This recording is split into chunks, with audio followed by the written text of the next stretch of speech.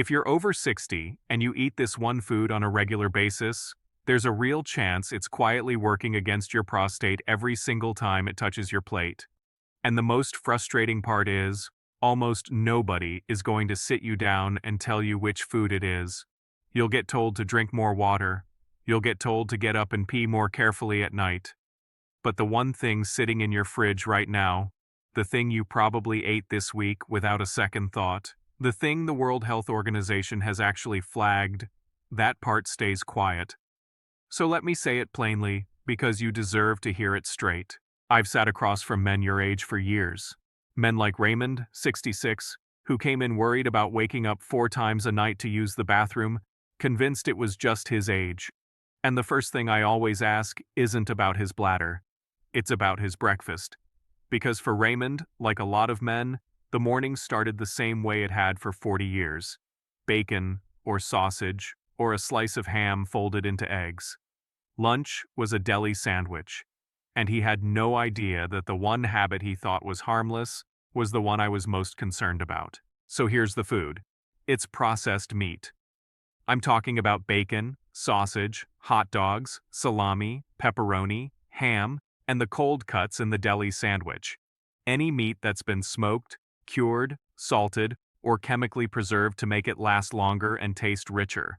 And I want to be honest with you, because fear without facts is useless. The World Health Organization's Cancer Agency reviewed over 800 studies and placed processed meat in their highest evidence category for cancer, the same category that includes tobacco smoke. Now, that does not mean a slice of ham is as dangerous as a cigarette. That label is about how strong the evidence is, not how big the everyday risk is. But it does mean the link is no longer a guess. It's one of the most studied diet and cancer connections we have. By the end of this video, you're going to know exactly why this food puts pressure on your prostate, the one cooking habit that makes red meat far worse, the second quiet offender hiding in your fridge that most men never suspect, and the 3 foods you can start putting on your plate this week that research suggests may actually help protect the gland instead of harm it. Stay with me, because the swaps at the end are simple, and they're the part most doctors never get around to explaining. Let's start with why processed meat is the problem. When meat is cured and preserved, it's usually treated with compounds called nitrites. Inside your body, those can form substances called N-nitroso compounds, and in laboratory research those compounds have been shown to damage cells. On top of that, processed and red meats carry heme iron, which in some studies has been linked to inflammation and oxidative stress in tissue. And here's the piece that matters for you specifically. Several large studies looking at men's diets have found that higher intake of processed meat is associated with a greater risk of advanced prostate cancer, the aggressive kind that spreads beyond the gland. In one population study of nearly 2,000 men, those eating the most processed meat had a meaningfully higher risk of advanced disease compared to those eating the least. I want to be careful here. The evidence is not perfectly consistent, and no single sandwich decides your fate. But the pattern across the research is hard to ignore, especially for the aggressive forms of the disease that we worry about most. Now here's the twist that catches almost everyone off guard, and it's the second thing I need you to understand. It isn't only what the meat is, it's how hot you cook it. When you grill, barbecue, pan fry, or char red meat until it's well done, the high heat creates 2 families of chemicals, heterocyclic amines and polycyclic aromatic hydrocarbons. Those are real, named carcinogens, and they're the same kind of compounds found in cigarette smoke.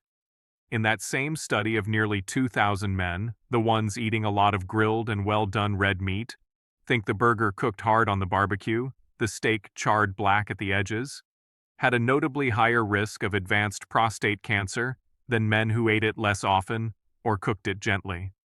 So the man who's proud of his crispy, well-done weekend barbecue may be doing more harm than the man who eats his meat rare.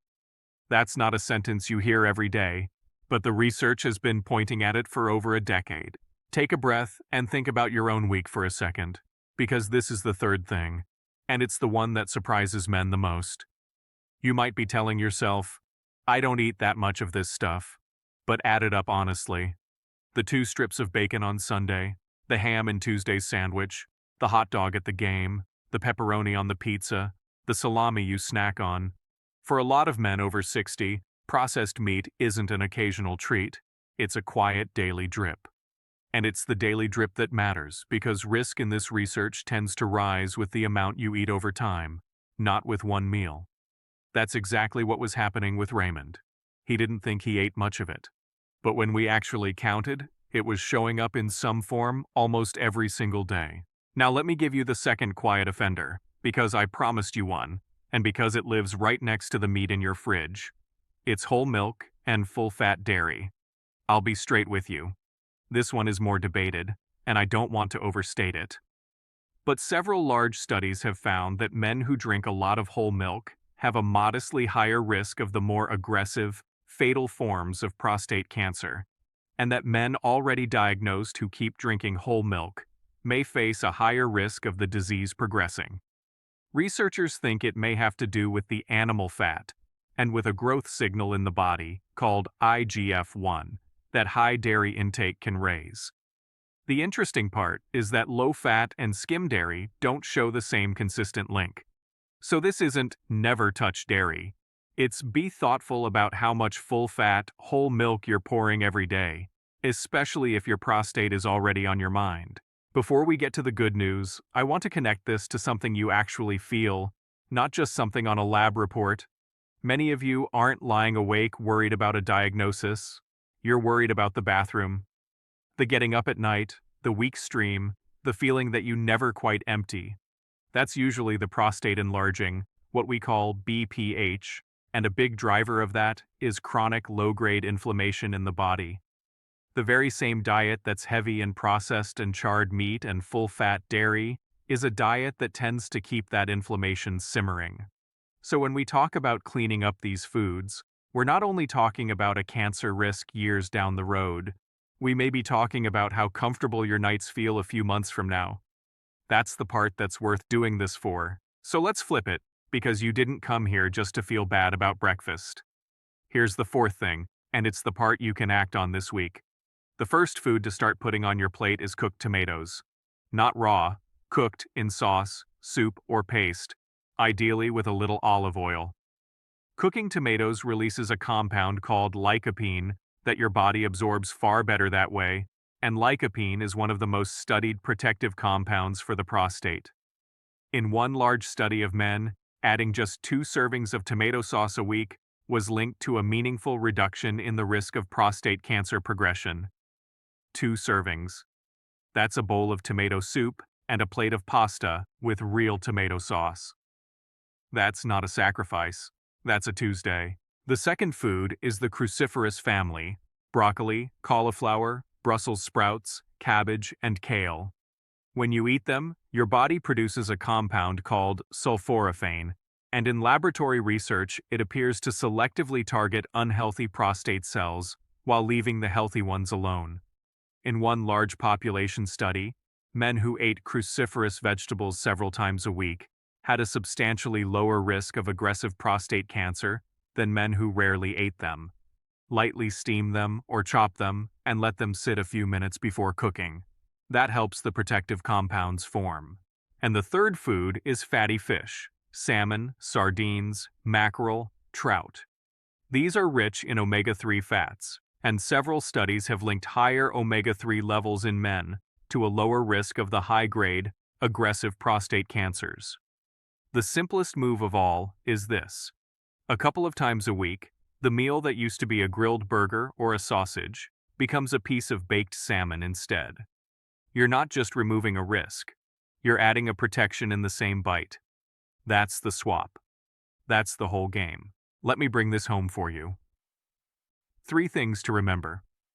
First, processed meat, the bacon, the sausage, the deli ham, the hot dogs, is the one food the strongest evidence asks you to cut back on, and the daily drip matters more than any single meal. Second, the way you cook red meat changes everything, so go gentle, and let the charred, well-done barbecue become the rare exception, not the proud habit. And third, Whole milk is the quiet second offender worth being thoughtful about. But none of this is about living in fear of your own kitchen. It's about a handful of simple swaps, cooked tomatoes, broccoli, and a piece of salmon, that give your prostate something to work with instead of something to fight. So here's your one job for today. Don't try to overhaul your whole diet by tonight. That never lasts. Just pick the single meal where processed meat shows up most often for you. For most men, it's breakfast or the lunchtime sandwich. Change that one meal a few days this week. Swap the bacon for eggs and tomato. Swap the deli sandwich for a tin of sardines or some leftover salmon. One meal. That's the start, and it's the kind of change that actually sticks. You've taken better care of yourself in the last 12 minutes than a lot of men your age will all year. Not because you're scared, but because you decided to actually know. That's the kind of man who gets to enjoy his 60s and 70s on his own terms, in his own body, with the energy to do the things he's earned. If this helped you, take a second to subscribe. We put out new, straight-talking men's health videos every week, made for men exactly your age. And since we just talked about what to take off your plate, the natural next question is what to put on it that the prostate actually loves. So go watch our video on the one seed men over 60 should be eating every day for their prostate. I think it'll surprise you. I'll see you in the next one.